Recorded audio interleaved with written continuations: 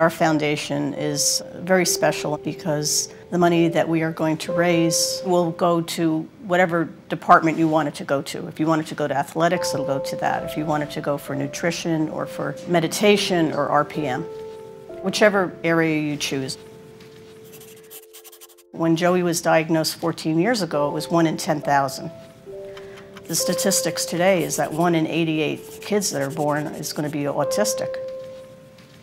All of these people right now, we don't know what their potential is until we can get more teachers trained and more students using RPM in particular and learning, about their body and how things work and about the world.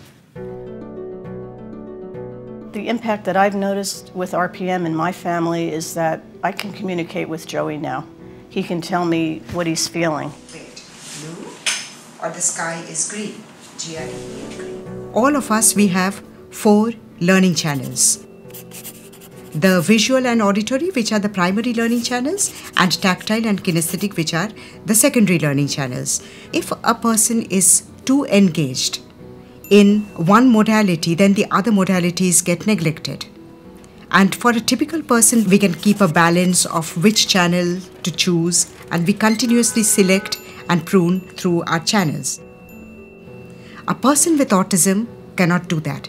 All the senses are all bombarding with equal intensity. Should I look at that square? Should I look at the light? Should I look at the floor? Should I look at my hands?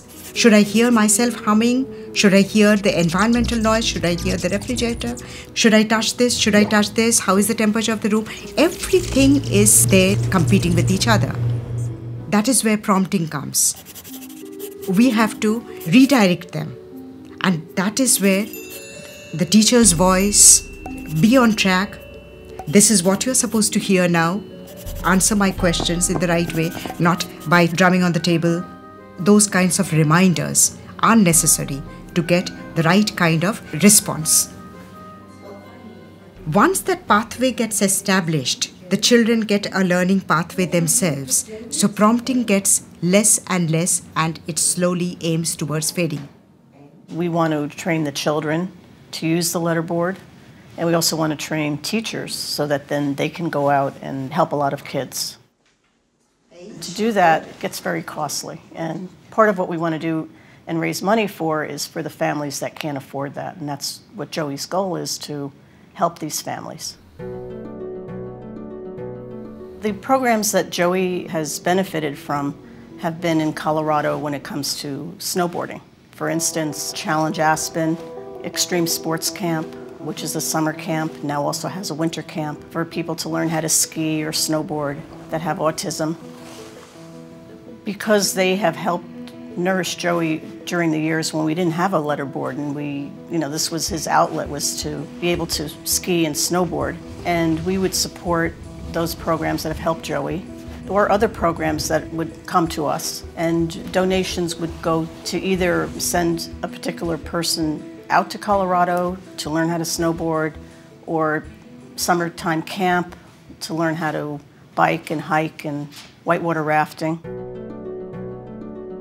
Their needs run a little deeper. They have certain challenges that the average child, teenage, doesn't have.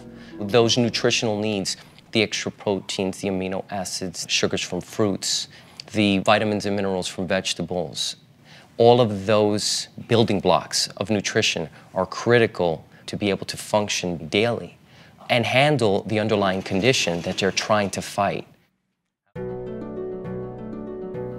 I've really noticed a difference in Joey since he started meditating. He just seems calmer, and it's something that he really loves to do. And when he's meditating, he seems to be in a very peaceful place. And this is something he wants other autistic people to learn how to do, because it's going to help, all the families if their kids are calmer and they're able to control some of their behaviors using transcendental meditation. And David Lynch is an amazing organization, and that's another area that we would also support for autistic individuals to learn how to meditate.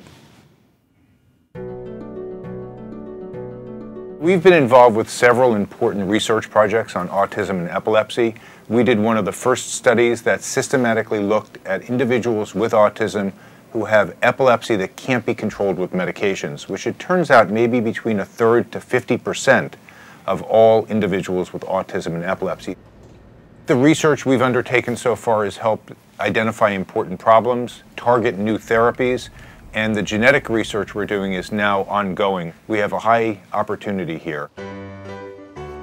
I'm looking to have this grow and take on its own life. I'm really looking for your help, and I'd really appreciate whatever you can do to help us and help the children and help the adults with autism. The possibilities are really endless as to how he can help. So we're very, very excited, and we hope that you will help us too.